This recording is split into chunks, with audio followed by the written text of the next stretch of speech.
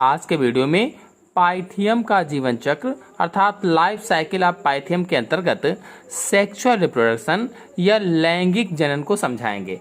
तो चलिए शुरू करते हैं। पाइथियम की सोमैटिक हाइफी को हम बना लेते हैं। आप लोग यहीं से शुरुआत करेंगे। आपको बता दें कि जो लैंगिक जनन होता है, ये लैंगिक जनन विपरीत परिस्थितियों में होता है, यानी अनफेवरेबल कंडीशंस में होता है। इसमें केंद्रक बना देंगे और जीवद्रव्य बना देंगे। इसके बाद में अब दूसरे स्टेप में इसमें सेक्स आर्गन बनना शुरू हो जाते हैं। सेक्स आर्गन में मेल और फीमेल सेक्स आर्गन बनते हैं।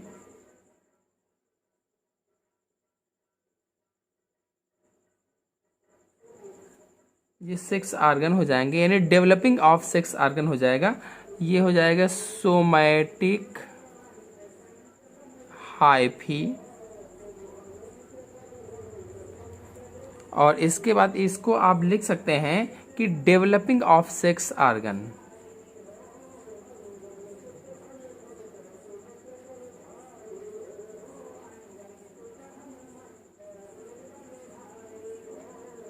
अब ये जो है फीमेल ऑर्गन हो जाएगा, और फीमेल ऑर्गन क्या होता है? अंडधानी होती है या ओगोनियम होती है। और ये मेल हो जाएगा, और मेल क्या होता है? एंथ्रीडियम होता है या पुंधानी होती है। ये ओगोनियम जो होती है ये अधिक मात्रा में साइटोप्लाज्म एकत्रित करके थोड़ा सा बड़ी हो जाती है। ये अधिक मात्रा में देखिए साइटोप्लाज्म एकत्रित कर लेती है और थोड़ा सा बड़ी हो जाती है। साइटोप्लाज्म मतलब कोशिका द्रव्य अधिक मात्रा में एकत्रित करके बड़ी हो जाती है। और अंडधानी के पास में ही पुंधानी होती है। ओगोनियम को अंडधानी कहा जाता है, हिंदी भी लिख देते हैं। एंथ्रीडियम को पुंधानी कहा जाता है।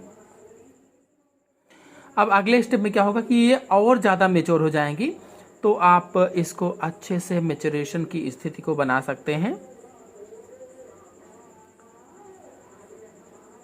इस तरह से इसकी स्थिति को दिखा सकते हैं यहाँ पर बढ़िया से। और ये जाकर के इसी के पास में थोड़ा सा फूला हुआ भाग दिखेगा, ये इस तरह से। और इसमें एक बीच में थोड़ा सा गाढ़ा हुआ भाग होगा, इसके किनारे और बहुत सारे केंद्रक मिल करके थोड़ा सा पतला सा भाग बना लेंगे इस तरह से। ये बहुत से केंद्रक होते हैं जो बना लेते हैं। ये क्या है? तो अभी मैंने आपको बताया था, ये ओगोनियम होता है। ओगोनियम होता है जिसे अंडधानी कहा था, चाहे ओगोनियम कहो चाहे अंडधानी कहो। और ये क्या है? तो एंथ्रीडियम होता है, ये वाला एंथ्रीडियम होता है। यानी ओगोनियम क्या है? तो हिंदी में अंडधानी कहा जाता है। एंथ्रीडियम क्या है? तो हिंदी में पुंधानी कहा जाता है, पुंधानी। ये अब और मेच्योर हो गई हैं, यानी जो इसका अंतिम सिरा था, ये वाला भाग था, ये अत्यधिक फूल जाता है। और पुंधानी की आकृति कैसी है? तो मुग्दराकार हो जाती है, क्लब शेप्ड हो जाती है, क्लब जैसी। फिर अगले स्टेप में क्या होगा? ये थोड़ा सा और मेच्योर हो जाएंगी। इसको आप बना सकते हैं बिल्कुल इसी तरह से।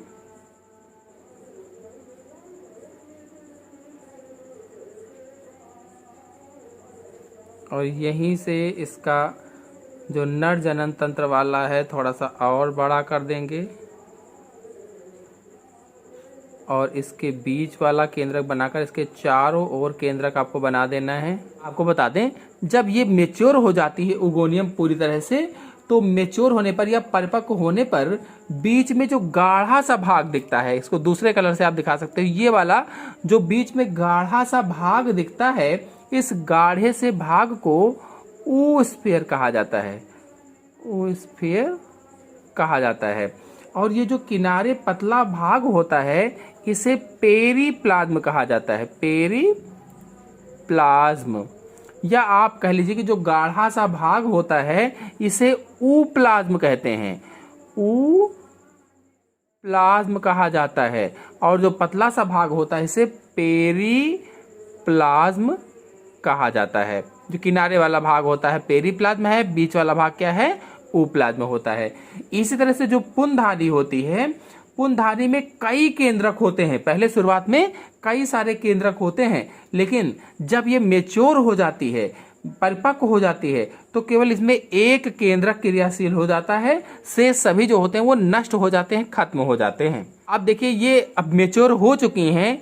मेच्योर होने पर क्या होगा, इनका जो प्लाज्मा है वो आपस में मिलेगा। तो अब ये सारे हटा देते हैं, केवल बीच का गोल वाला भाग बनाते हैं। देखिए ये अगला स्टेप है, और अगले स्टेप में ये आपस में टच हो जाएंगी।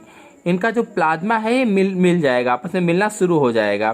तो इसका केंद्रक ये यहाँ पर हो जाएगा, इसके चारों ओर के जो अन्य केंद्रक हैं यहाँ हो जाएंगे, और ये भी इसमें मिलने के लिए बिल्कुल टच हो जाएगा। यानी प्लाज्मा जब आपस में मिल जाते हैं दोनों एक दूसरे के, तो प्लाज्मोगैमी हो जाती है। इसमें अब फर्टिलाइजेशन होगा। फर्टिलाइजेशन होने के लिए क्या होगा कि दोनों केंद्रक जब पास पास आ जाते हैं इस तरह से, तो इसका जो पुंजधानी का केंद्रक था ये इस तरह से अंदर इसके प्रवेश कर जाता है। पुंजधानी का केंद्रक और इसका केंद्रक यहाँ है। अब इसमें देखिए केंद्रक पास पास आ गए हैं, तो फर्टिलाइजेशन की क्रिया होगी। फर्टिलाइजेशन की क्रिया होगी, यानी निषेचन की क्रिया होगी। मतलब ये कि जो मेल जो फीमेल ये वाला है न्यूक्लियस या न्यूक्लियाई, और ये मेल न्यूक्लियाई है, ये आपस में मिलेंगे। फीमेल न्यूक्लियाई और मेल न्यूक्लियाई आपस में मिलते हैं तो फर्टिलाइजेशन होगा। और फिर एंथ्रेडियम से एक नाल बनती है, जो नाल बन गई है निकलती है, और इसकी भित्ति को तोड़ती हुई अंदर अंडे तक पहुंच जाती है। देखिए एंथ्रेडियम से एक नाल इस तरह से बनेगी। ये जैसे उगोनियम था तो इसके अंदर एंथ्रेडियम इधर चिपका हुआ था, तो इसकी एक नाल बनेगी और उगोनियम के अंदर प्रवेश कर जाएगी। दो अंडे को भित्ति को तोड़ करके अंडे तक पहुंच जाती है, और फिर दोनों केंद्रक आपस में मिल जाते हैं। और मिलने पर क्या होगा, देखिए इस तरह से आप इसको दिखा सकते हैं। ये बनाएंगे, और यहाँ पर एक केंद्रक ये है, दूसरा केंद्रक ये आया है, ये ऊस्पोर बन गया है। ऊस्पोर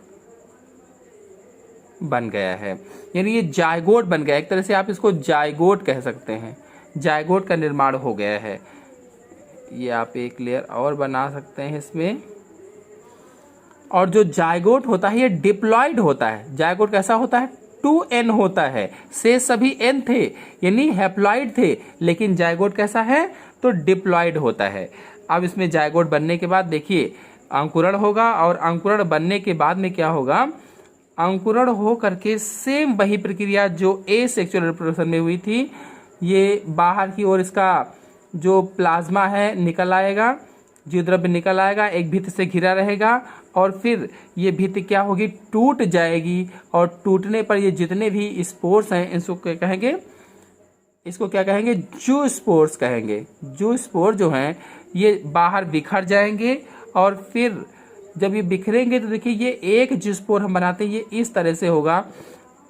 ये बाइफ्लैजिलेटेड जूस्पोर होता है, और बाइफ्लैजिलेटेड जो जूस्पोर होता है फिर से ये सिस्ट बना करके सेम वही अंकुरण वाली प्रक्रिया करता है। ये अंकुरित होता है, और इस तरह से फिर से एक सोमैटिक हाइफी का निर्माण कर लेता है। तो ये सेक्सुअल रिप्रोडक्शन हो जाएगा। सेक्सुअल रिप्रोडक्शन ऑफ पीथियम हो जाएगा। आशा है आपको अच्छे से समझ में आ गया होगा। समझ में आ गया हो तो वीडियो को लाइक और शेयर कीजिए। चैनल पर नए हैं तो चैनल को सब्सक्राइब कर लीजिए। धन्यवाद।